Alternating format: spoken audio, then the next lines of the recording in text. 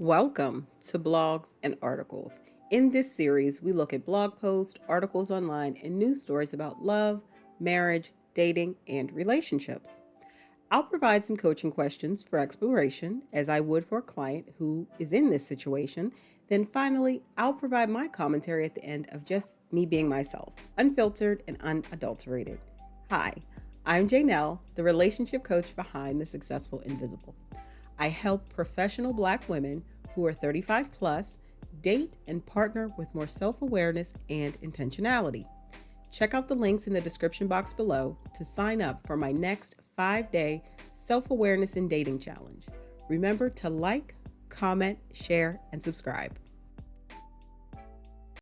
Let's jump into this article I found on CNBC, and it's about a year old, but it is still very relevant. Especially this is something I speak about with many of the women that I coach with because it is a very relevant topic. So, yes, marry for money. A top economist shares the surprising financial benefits of marriage.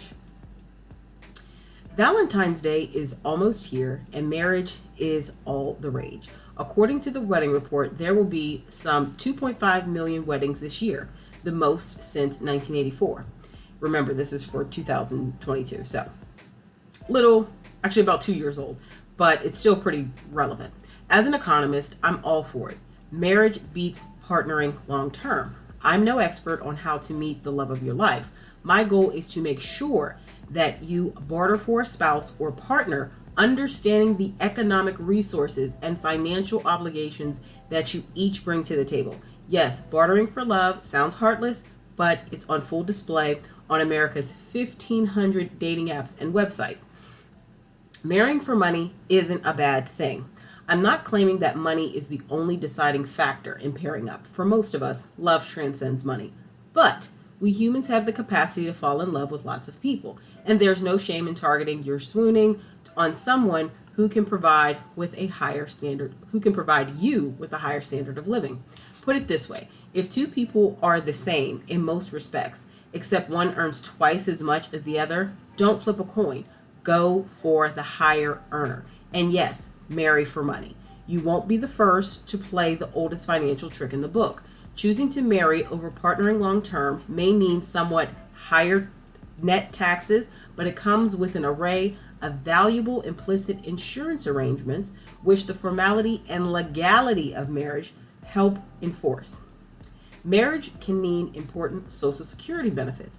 On top of short-term financial benefits of marrying, like the implicit joining of resources, there are long-term benefits as well.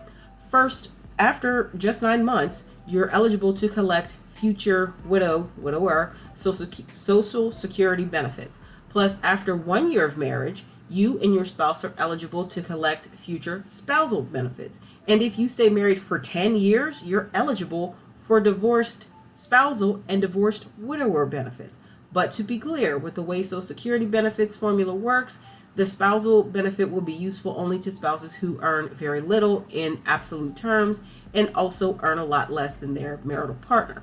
The widower benefit, on the other hand, can be of tremendous value to the lower earning spouse or divorced person, providing the higher earning spouse or ex-spouse dies first. Get married, but always assume you'll get divorced. Marriage can also benefit your long-term standard of living, albeit to a highly imperfect and uncertain extent, if you're awarded alimony in divorce.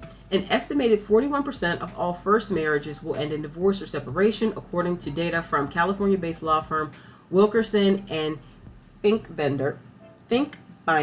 Some 60% of second marriages go south, while 73% of third marriages will start with forever and end with sayonara.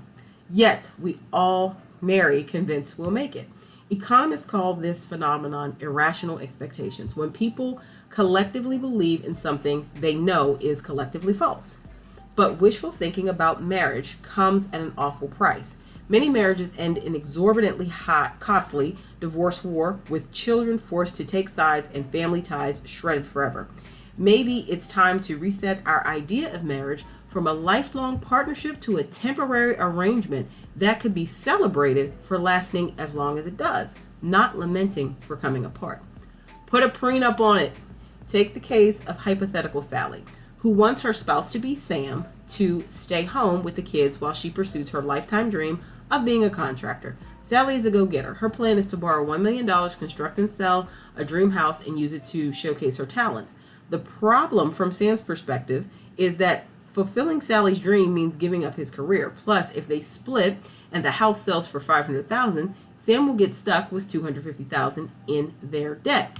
Moreover, Sally wants to live in Texas, which is far less generous in providing alimony than, say, Massachusetts. So if Sally's career takes off, but she takes off with the tile subcontractor, Sam will reap precious little from his investment. If Sally and Sam marry without resolving this potential conflict, Sam may get cold feet and file for divorce before he co-signs the construction loan. But what if they sign a prenup that assigns, upon divorce, all construction debts to Sally, but provides Sam half of the profits if Sally's company succeeds for, say, 20 years? This lets Sally take her shot while protecting Sam. Despite the clear benefit of prenups, not signing one is a huge mistake that many people make. Whatever financial concerns would be addressed in a prenup will inevitably arise once you get married. It's far better to negotiate in advance how things will be settled than have one party feel they have, in getting married, lost bargaining power in making financial decisions that could damage them in the context of divorce. My advice: when you kneel down and propose, take two things out of your pocket: a sparkling diamond ring and a leather-bound prenup, which will surely be worth far more than its weight in gold. Let's jump into one of my favorite parts of the videos for my blogs and article series, and that's where I just offer you my thoughts on the article or blog post that I just read. Question 1. How is financial stability perceived in the context of a romantic relationship? Question 2. What are your thoughts on the concept of marrying for financial security? Question 3. When considering a long-term partner, how is the balance struck between financial considerations and emotional connection? Question 4. Who exemplifies a relationship that successfully combines love with financial stability? And this could be a relationship of someone you know personally, somebody in your friend group, or it could be a celebrity or famous, persons. Whatever relationship works for you to kind of think of in reference to answer this question. Question 5. How would the topic of a prenuptial agreement be approached with a potential spouse? Let's jump into one of my favorite parts of the videos for my blogs and article series, and that's where I just offer you my thoughts on the article or blog post that I just read. Jumping into this article is something I think needs to be embraced by a lot of women who think it's very bad or negative to have finances being a huge pillar of consideration before marrying a man. And I absolutely love this article. And I know that it makes a lot of women uncomfortable, but we really need to partner more intentionally. And one of the things about that, or one of the ways to do that, is to strongly consider, money and someone's income, earning potential, etc., when you decide to marry them. Because the last thing you want to do is get into a situation that is going to destroy you.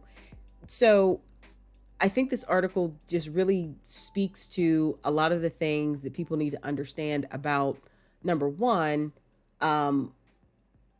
marriage has a lot of protections to it, a lot of things that are going to go out. It talked about Social Security benefits, etc. But it also speaks to the fact that, a lot of marriages do end in divorce. It gave the percentages of first marriages, second marriages, and third marriages. And if you notice, the percentages rise. So really looking at finances as a component, a really strong component when you're weighing something about, who to marry, or as a parameter about who to marry, very important. And I had a back and forth exchange. It wasn't unpleasant, but it was a back and forth exchange with somebody on Instagram the other day. And this guy was basically like, women need to be realistic and all this. And, just because you have this. And I said, look, I'm an educated professional and I make a certain amount. My theory is don't ask for anything that you're not. I am the bar. Okay. That's not ego. I want to meet a man who's at a certain level. So I have to be at that level myself. That's just the way I rock. And he was like, well, what if a man, has other things going on? And I'm thinking, I said, well, look, let's just from an economic perspective, women need to partner intentionally and money needs to be part of the equation. And then he threw the term that maybe many of you have heard, like hypergamist. He was like, and all you women are hypergamist. I said, I really get annoyed and a little tired of men using the term a woman being hypergamous when she's just using common sense. I said, the reality is this, that women face a gender pay gap in the workforce. And if you're a Black woman, you face a racial and gender pay gap. I said, so just by the nature of my existence, I'm already being undercut twice or face two pay gaps in my field as an educated professional with an MBA with over 15 years experience in my given field. And I said, and many professional certifications as well. I said, so to partner with a man who has less than I do would be financial ruin for me in the present, as well as for my retirement, my older years that I'm actively planning for through the way I move and invest and etc. I said, so that's not hypergamy. That's called common sense. No woman, especially no Black woman, should partner with a man who has less than her.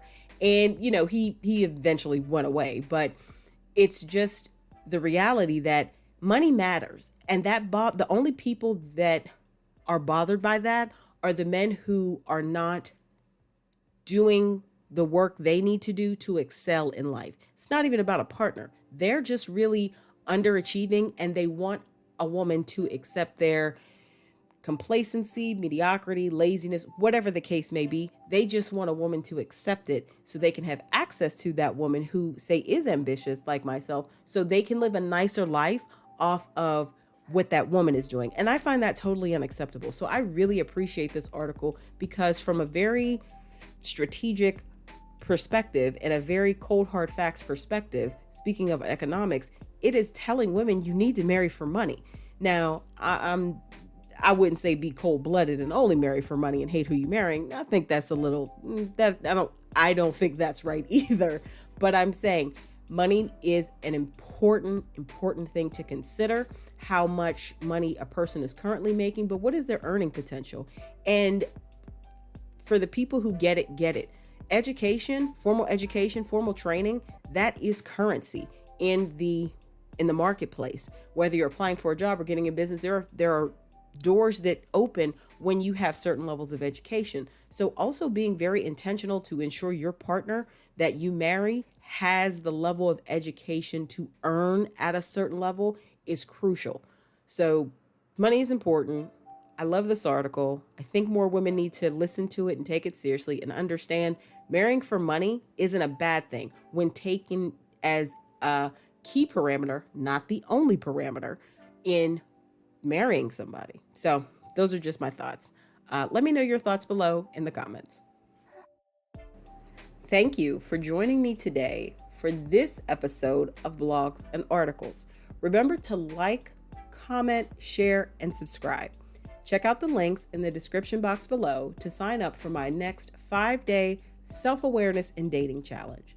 Also, check out my podcast, The Successful Invisible. Next season publishing soon on Spotify and Apple Podcasts. Until next time, this is your coach, Jay Nell. Stay empowered and see you on the next article or blog post.